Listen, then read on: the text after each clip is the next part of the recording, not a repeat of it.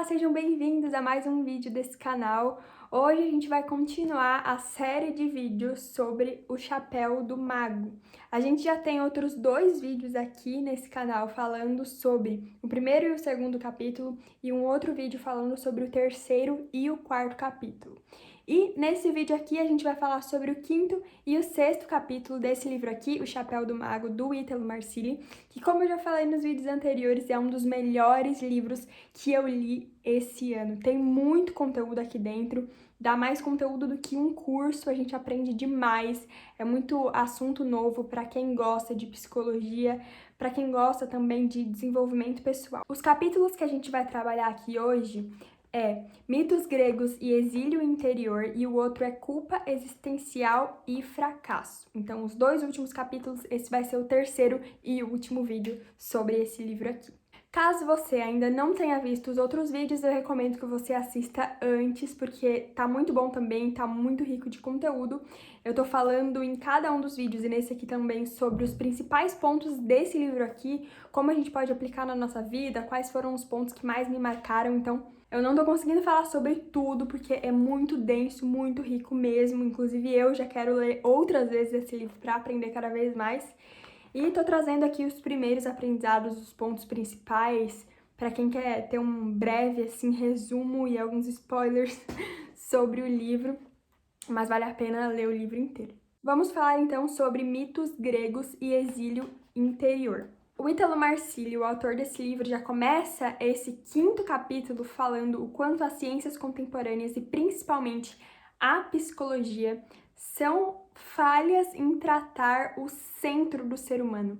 Eles pegam muito os pontos periféricos e esquecem de trabalhar o tema central, o ponto central do ser humano, que é o que orienta o ser humano na realidade. No início desse capítulo vai ser abordado bastante o quanto é importante a gente ter uma poesia diante da vida. Então ele traz novamente um pequeno trecho que ele já tinha trazido anteriormente no livro, de Adélia Prado, que fala: "De vez em quando Deus me tira a poesia, olho pedra e vejo pedra mesmo."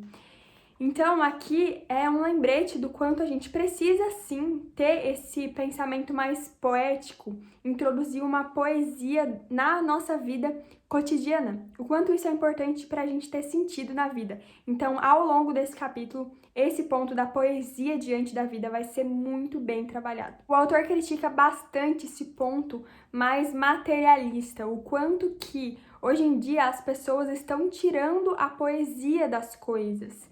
Lembra que a gente falou lá daquela essência das coisas, do ser das coisas? Então é justamente isso que hoje em dia as pessoas perderam, as pessoas se esqueceram e só focam no material. Então ele critica realmente esse ponto de vista materialista que as pessoas estão tão afundadas. Vai ser tratado bastante aqui sobre a pedra e o que ela significa, qual é a essência da pedra. A pedra é presença de quê? A gente precisa captar a presença das coisas. Enquanto a gente não captar a presença das coisas, a gente não vai estar vivendo, a gente vai estar simplesmente existindo. Enquanto a gente não se vê obrigado a declarar isso, você não entrará na vida real, mas estará limitando as aparências. O lugar onde você está nesse mundo é lugar de presença. Entenda isso de modo poético.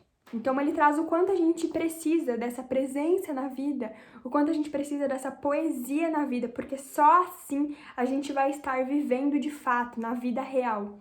Quando a gente está desligado disso, quando a gente está ligado muito no mundo material, nas coisas materiais, nessa visão materialista das coisas, a gente não está dando sentido para nossa vida, a gente não está olhando para o que é real. E olha o quanto isso é crítico, porque a maioria das pessoas perdeu realmente a poesia da vida. E assim ele introduz os mitos, porque os mitos são uma narrativa poética da vida. E por que é importante a gente ter poesia? Não uma poesia de um poeta, né, que ele traz, não como Shakespeare, Dante, nem Camões, mas uma poesia do coração, do homem vulgar que somos eu e você. Então a beleza, a poesia da vida cotidiana. E é isso que é tratado nos mitos, que esse capítulo vai falar muito sobre os mitos, mitologia grega, e também nas cartas de tarô que a gente já falou nos capítulos anteriores. Esses mitos e essas cartas de tarô servem para que a gente veja a poesia, que a gente de fato veja a nossa vida acontecendo. E aí ele vai contar nesse capítulo o quanto que se dá essa história de Gaia, de Urano, dos outros titãs, que eu confesso que eu não compreendo muito, eu nunca me interessei muito assim por mitologia grega, mas ele conta aqui de uma forma muito atraente, com realmente muita poesia, comparando muito com a nossa vida real, então se torna algo muito interessante e eu despertei o interesse, tenho vontade de ler mais sobre isso.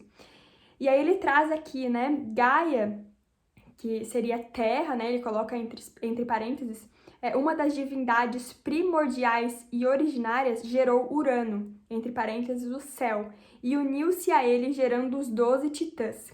Eles estão, na verdade, falando que existem dois princípios no ser humano, um material e outro imaterial. Então, o princípio dessa história se dá com Gaia e Urano, mostrando que a nossa vida como ser humano tem esses dois princípios, material e imaterial. Então, olha só a comparação que já começa aqui. E aí ele desenvolve toda a história, né, fazendo essa comparação. E nesse início aqui fala que o quanto que existe em você, em mim, um movimento que não é bem matéria, mas vem de um outro lugar, né? Como, por exemplo, quando a gente busca as virtudes elas não são algo material, né? Então a bondade, a verdade, a beleza, quando a gente busca ser alguém justo, alguém fiel, fazer as coisas do jeito certo, ensinar uma outra pessoa a aprender algo. Vocês conseguem perceber que essas coisas não são coisas materiais e todo ser humano tem isso dentro de si, algo que vai muito além da matéria.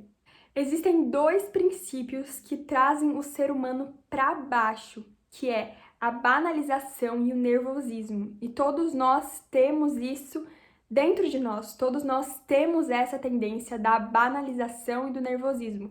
Então, na nossa vida cotidiana, se você parar para pensar, existem muitas coisas no seu dia que são coisas banais, né? Coisas que não levam a nada, coisas que realmente não valem nada diante da eternidade, ou coisas que a gente fica nervoso, ansioso, né, para acontecer alguma coisa, esperando alguma coisa, a gente espera que algo aconteça no nosso dia, na nossa vida, algo muito bom.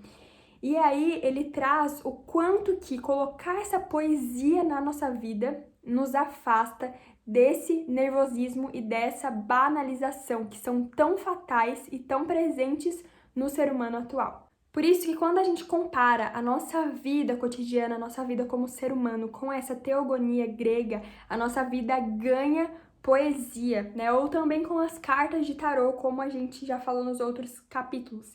Então, quando a gente faz essa comparação, quando a gente coloca esse simbólico, poético, mitológico na nossa vida, a gente escapa da banalização e ganha poesia na nossa vida. E a gente não precisa contar isso para todo mundo ou sair falando sobre essa mitologia grega, sobre as cartas do tarô, mas a gente precisa simplesmente perceber isso na nossa vida. Então, realmente fazer esse encaixe simbólico, esse encaixe poético na nossa vida, porque a gente vai estar vendo a nossa narrativa, a gente vai estar vendo como que de fato a gente funciona, como que se dão as perguntas centrais, as perguntas principais do ser humano, da onde vim, para onde eu vou, quem eu sou, o que existe dentro de mim, a ter aqui para esse ponto que me marcou bastante, né? Que no princípio existe a espiritualização, aquela chuva que vem do alto, Urano, e dá forma à matéria bruta, que é Gaia. E em algum momento veio a perder o seu império para o tempo, né? Que seria o Crono. Então lá na história ocorre algo ali que eu não me lembro exatamente, mas se você souber sobre a mitologia, você vai saber que em algum momento Urano perde o seu trono para o Crono, que seria realmente o tempo. Então, olha só como realmente isso ocorre na nossa vida. A gente perde muitas coisas para o tempo. Às vezes a gente deixa o nosso tempo passar, a gente gasta o nosso tempo com coisas que não são eternas, a gente gasta o nosso tempo construindo uma vida que não vai durar para sempre. De fato, tudo isso aqui vai se acabar. Então a gente vai perdendo o nosso império ali espiritual pelo tempo. A gente vai perdendo a nossa espiritualização, né? Que aqui é tratado pelo alto Urano, o céu. A gente vai perdendo isso pro crono, que seria o tempo. Pode ser que com a passagem do tempo você seja atropelado por ele e perca a visão do princípio espiritual. Então, olha só aqui, o tempo engolindo o nosso princípio espiritual. Lembra que o ser humano é aquele que se esquece. E não se esquece de qualquer coisa, ele se esquece do que realmente é essencial. Então o tempo vai engolindo esse nosso espiritual.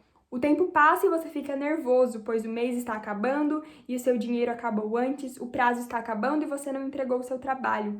É o tempo passando, o império de Crono. Quando você se distrai com esses nervosismos, afasta-se do princípio espiritual, a visão da chuva que vem do alto e informa a matéria no início. E aí a gente consegue olhar a poesia disso.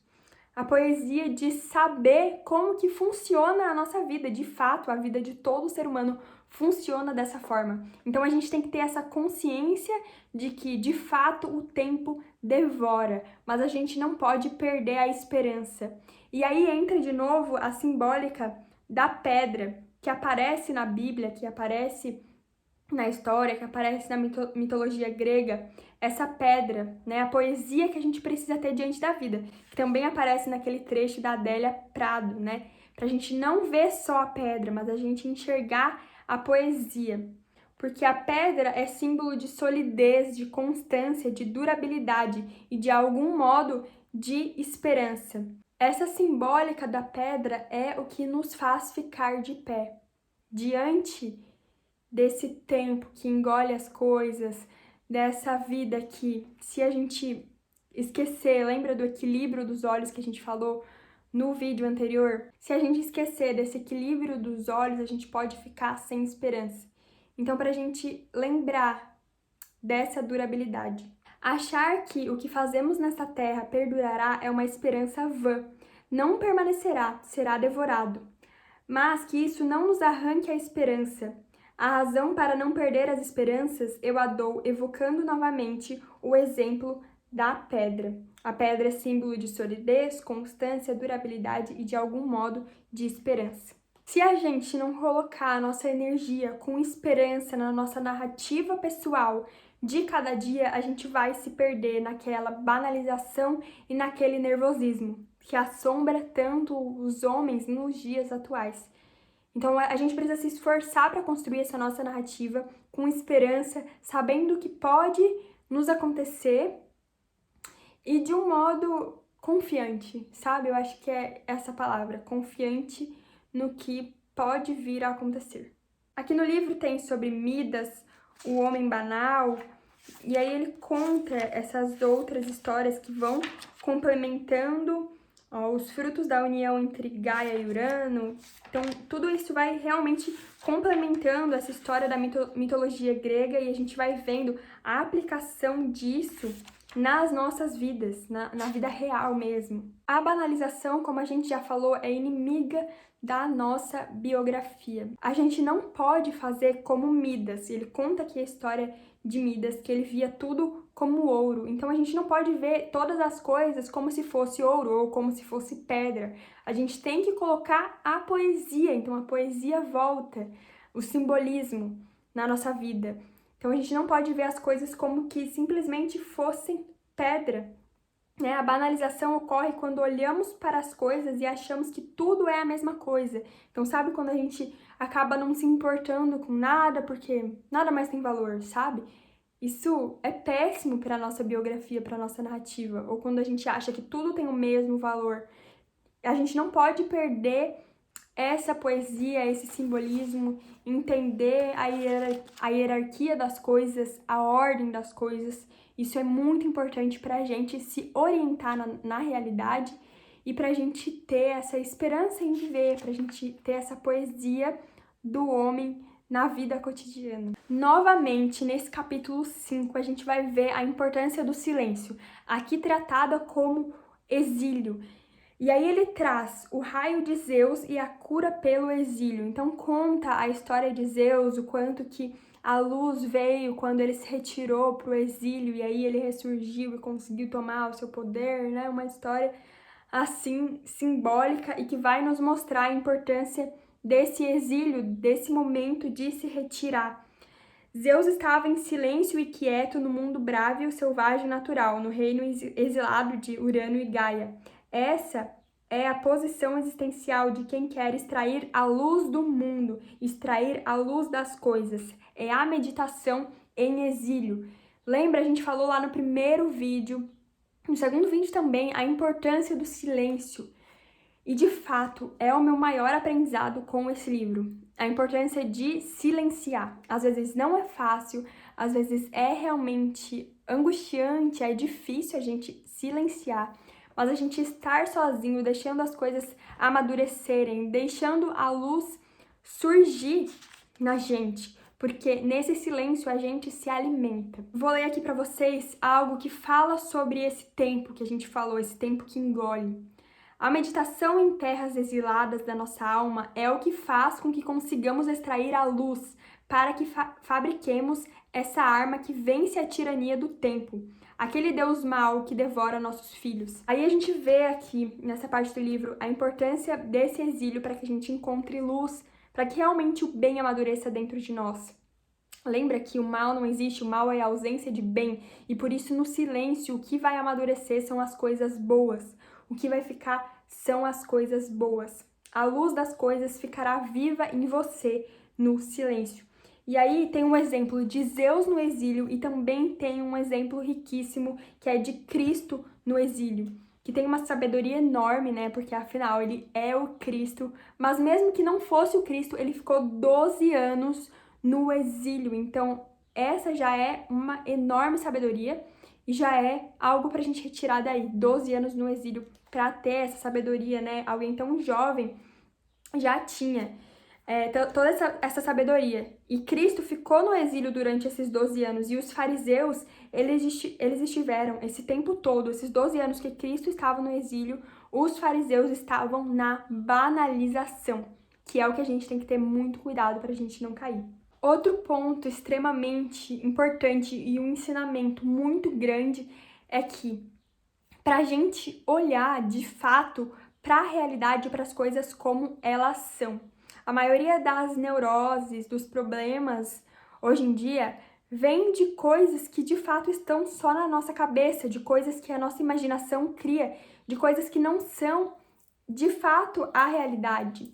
Então a importância é de a gente medir e ver, isso de fato está acontecendo ou são invenções da minha cabeça? A gente esquece de olhar o verbo das coisas. Então, tudo que a gente falou nesses 3 vídeos e que fala aqui no livro, da gente captar a essência das coisas, nada mais é do que a realidade, o ser, o verbo, né? O verbo. Lembra, no início da Bíblia fala, e o verbo se fez carne. Então, a gente vai captar realmente essa essência das coisas e aí a gente não vai cair na nossa imaginação, na banalização. E aí tem uma frase aqui que, ao invés de a gente enxergar o verbo das coisas, a gente enxerga o verbo da nossa cabeça. Então, da onde que a gente tira tanta mesquinharia que sai aí da nossa cabeça e às vezes a gente acaba dando ouvidos, a gente acaba conversando com isso e de fato nos afunda.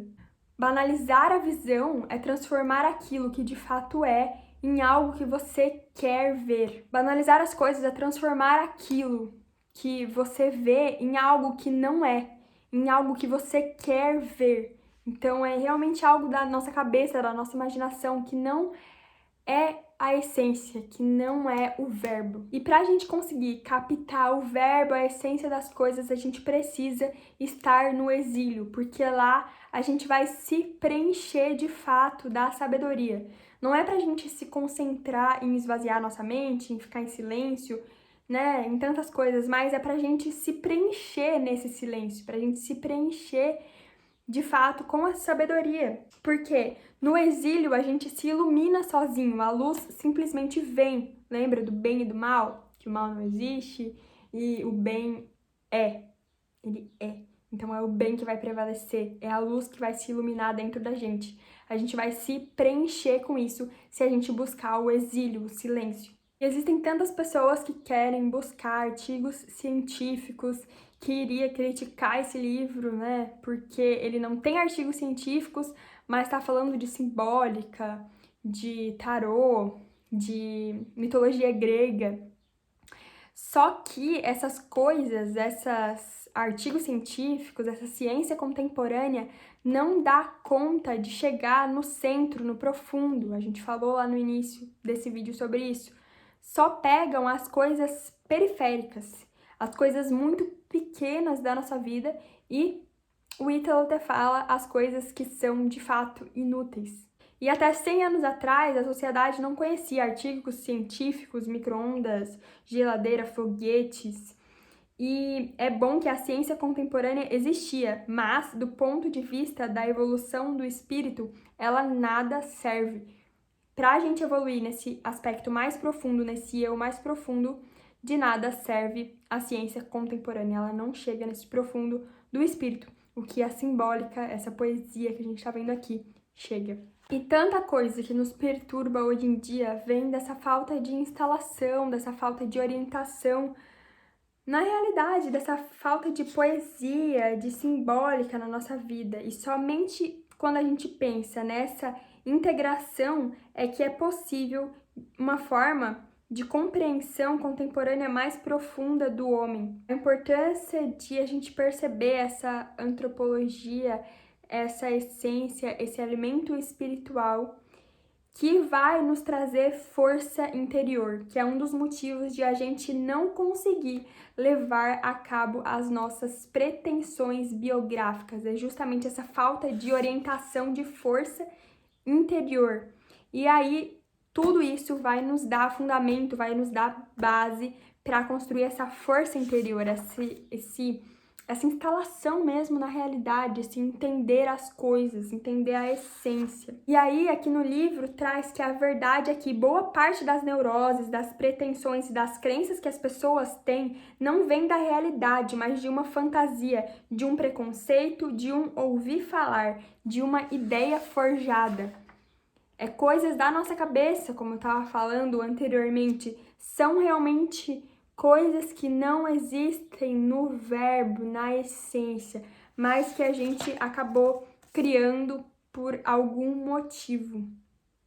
O ciúme que corrompe e destrói relacionamentos familiares e empresariais é totalmente baseado em crenças fantasiosas. Então, às vezes, de fato, aquilo nem aconteceu, a pessoa nem deu evidências para você ficar com ciúmes, para você ficar com raiva. De fato, não aconteceu nada, você não está conseguindo ver nenhum fato concreto, mas a sua mente fantasiosa tá colocando algo aí que tá destruindo, que tá corrompendo, que tá trazendo ciúmes.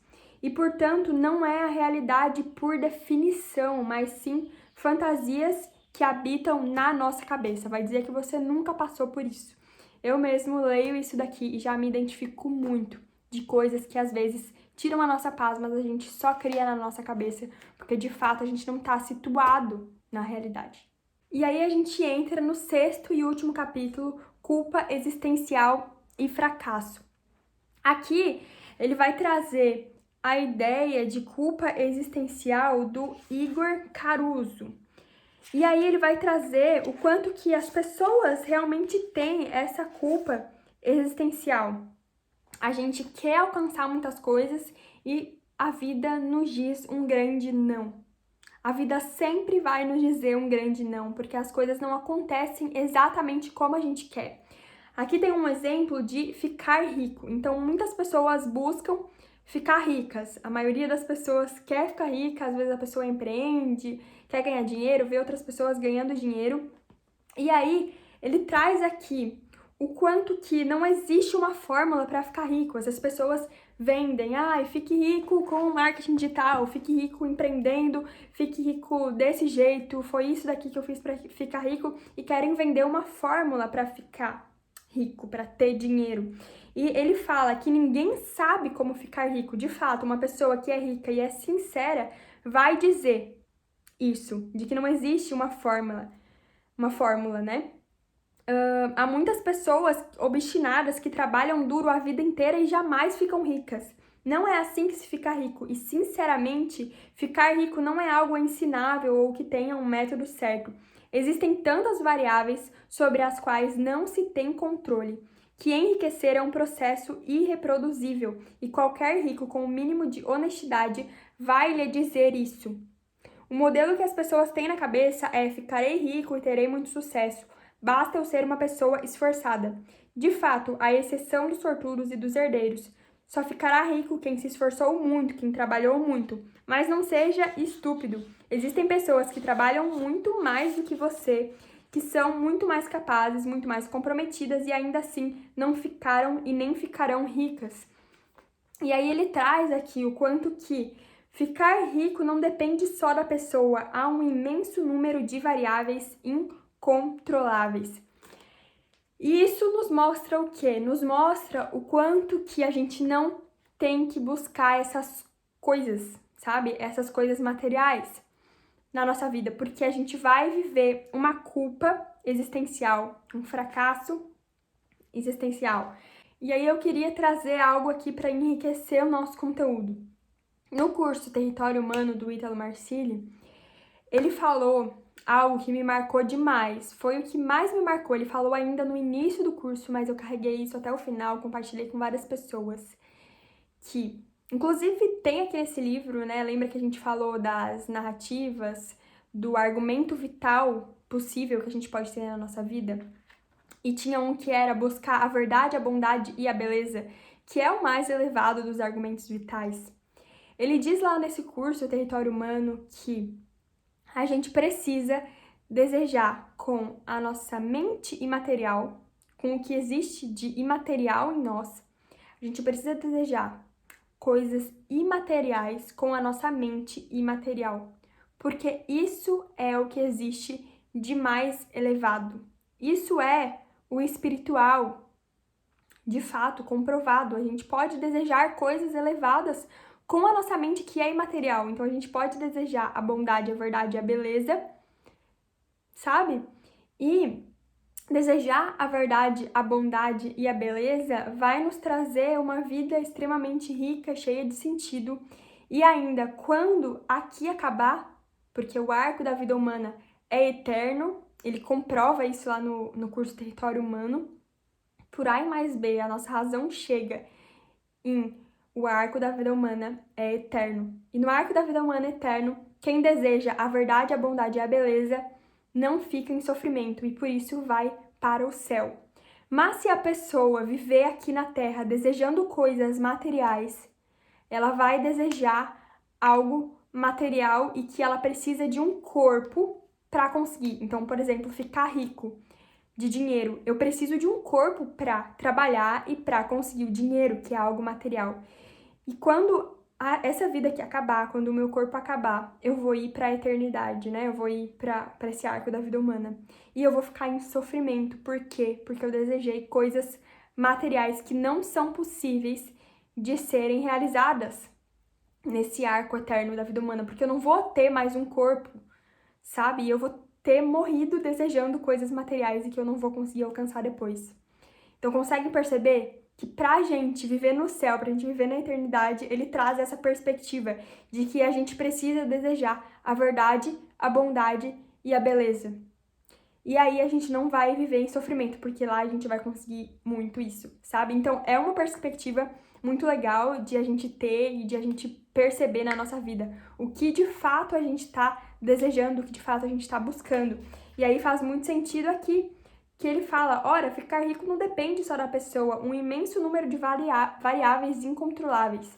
Então, além de não ser algo imaterial que a gente está desejando, a gente está desejando dinheiro, a gente está desejando ficar rico, a gente não controla isso e isso não nos leva para um arco da vida humana com sentido, né? E aí, todos esses modelos aqui citados, que ele cita outros além do dinheiro, eles conduzem a uma culpa existencial. Porque quando essas ideias são postas como ideais de realização biográfica, só uma coisa acontecerá dentro de você: culpa atrás de culpa, porque você vai fracassar. Mesmo que tenha ficado rico, será que você ficou rico tanto quanto queria? Mesmo que tenha se formado médico, será que você está na clínica que queria? Mesmo que tenha se tornado mãe, será que teve a quantidade de filhos que gostaria? Ou será que seus filhos tornaram o que você desejava?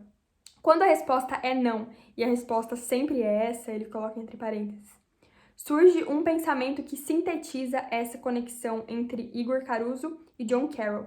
As coisas estão dando errado na minha vida porque sou imoral, foi um erro que cometi lá atrás, foi minha preguiça que me levou ao fracasso, foi a mentira que contei no aniversário de 3 anos da minha sobrinha, e a pessoa vai colocando a culpa nas circunstâncias, vai se justificando. Então isso não basta ser bom e agir moralmente. Se seu modelo biográfico for inadequado, você estará projetando a realização da sua vida em algo que não depende de si, de modo que ainda haverá culpa. E aí no livro finalmente chega na parte do modelo biográfico realizável.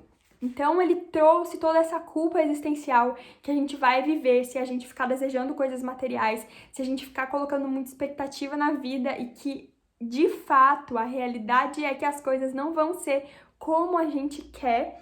Ele traz esse modelo biográfico realizável, que é o amadurecimento da personalidade. E traz aqui uma breve passagem sobre as 12 camadas da personalidade, que é tratada com muito mais profundidade também lá nesse curso Território Humano, que é uma gravação do curso de psicólogos, coaches e psicólogos, psiquiatras, coaches intrometidos, que era o curso dele presencial, e aí ele gravou e fez o Território Humano, vale muito a pena para entender sobre essas camadas da personalidade também. E aí ele fala o quanto que a biografia possível é esse amadurecimento, é essa busca por subir de camada, por elevar a nossa motivação da vida. Então sair daquele lugar de quarta camada que precisa de afeto, que precisa de validação, que precisa preencher esse contorno afetivo e ir evoluindo, né, para quinta, sexta e sétima camada, que é a camada do serviço, que é a camada que busca servir ao outro, que ama genuinamente, que se atualiza quando está fazendo o bem, quando está cumprindo ali a sua vocação. A verdade é que o único lugar biográfico no qual é possível encontrar um modelo moral para o desenvolvimento da sua biografia é na formação do seu eu. Somente um sujeito que está comprometido em falar eu entra no fio da biografia própria possível de ser realizada. Isso é muito profundo e prático ao mesmo tempo. A gente tem que construir o nosso eu, construir o nosso imaginário, construir o nosso repertório, entender qual é a nossa vocação, por que a gente está nesse mundo, servir, buscar esse desenvolvimento espiritual, dar esmola, ficar no silêncio, amadurecer, subir de camada da personalidade, mudar a motivação da nossa vida, buscar a verdade, a bondade, a beleza. E a gente não precisa, então, focar nesse papel social, em ser uma pessoa fitness, em ser uma pessoa vegana, em ser uma pessoa tomista, em ser uma pessoa que tem sucesso profissional. Essa é a receita do fracasso. A gente precisa, então, construir esse nosso eu, mas de uma forma sem colocar rótulos na gente, sabe? Confiando. E aqui também vai trazer um outro ponto que eu achei assim super importante, que acrescentou muito na minha vida, que ele traz aqui como um ato sem esperança, que é agir sem esperar, de fato. E eu trago também um conceito de como se fosse um ato confiante, confiando que Deus sabe o que vai fazer na nossa vida, que Deus sabe o que vai fazer de melhor, qual é os planos, e a gente não controla nada. Então esse seria um ato sem esperança, é não deixar de fazer planos, mas entender que as coisas não vão ser como a gente quer. As coisas vão ser muito melhores, porque a vontade de Deus é boa, perfeita e agradável. E aí, quando a gente solta essa necessidade de controle, quando a gente tem esse ato sem esperança, ele nos amarra ao ser, que ele chama de ser em ato puro aqui. E é Deus, sabe? Que a igreja chama de Deus, né? O que existe é o ser e não o nada, e isso se constata pela própria autoridade da realidade, que é profundamente presente. E aí ele traz aqui o quanto que as nossas ações como ser humano são carregadas de pessoalidade, a gente age pessoalmente. Então a gente vai fazer uma comida, a gente faz todo aquele ritual, a gente coloca a mesa, a gente faz uma comida bem feita, bonita, bem apresentável, com tempero, algo totalmente pessoal. A gente imprime a nossa personalidade ali, totalmente diferente de um cachorro que só come ali a ração porque a gente coloca e de um jeito que não tá bem apresentável, ele não coloca a pessoalidade ali, sabe? O ser humano é o único que age pessoalmente e por isso nosso ato se parece muito com o ato primeiro, criador, do ser em ato puro. E disso deriva que todos os atos do ser humano são absolutamente dignos, até os mais imanescentes, como escovar os dentes, passar uma blusa a ferro, apertar o botão do elevador. No homem verdadeiramente maduro, que foi ascendendo as camadas da personalidade, mesmo esses atos cotidianos, que via de regra não preenchem nossa vida de história, compõem profundamente a biografia. Então, uma pessoa madura, ela realmente vê essa liturgia do ordinário, ela vê valor nesse dia a dia, ele vê a pessoalidade nesses atos do ser humano. E aí aqui me dá uma profunda vontade de, nossa, como eu amo outras pessoas, né?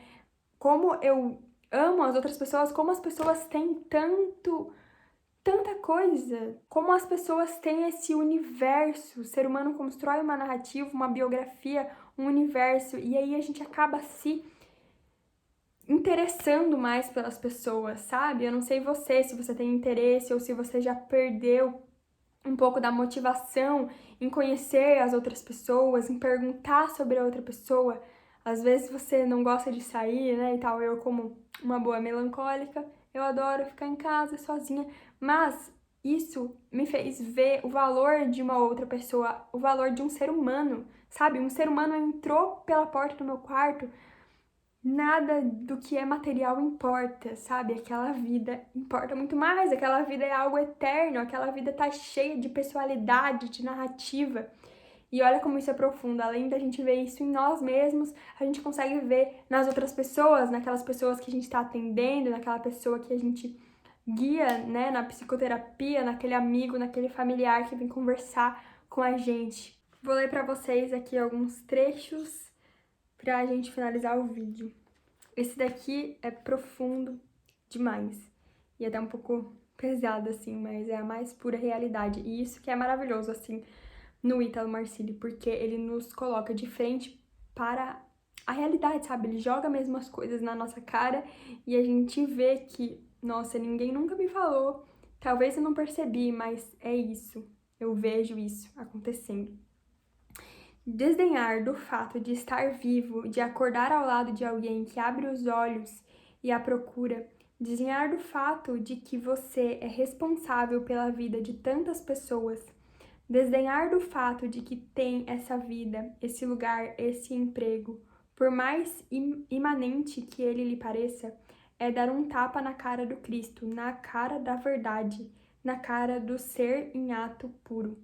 Cada vez que você reclama da realidade, você está dando um tapa na cara do Cristo, porque ele é o Logos e a realidade é o Logos. Então lembra quando a gente falou do verbo e o verbo se fez carne? É como se fosse Cristo, é a realidade. Ele é o Logos, ele é a realidade, ele é o verbo. Então, quando a gente reclama da nossa realidade, quando a gente reclama da nossa vida, é como se a gente estivesse reclamando de Deus, sabe? E eu já tinha percebido isso assim na minha vida, sabe? Quando a gente reclama de qualquer coisa, quando a gente reclama de uma pessoa, a gente tá, no fundo, reclamando de Deus, porque Ele é o princípio de tudo. Então, comece a fazer essas conexões na sua vida e não reclame mais. Às vezes é difícil, mas reclamar suga totalmente a nossa energia. Acaba com a nossa biografia, com a nossa narrativa de vida.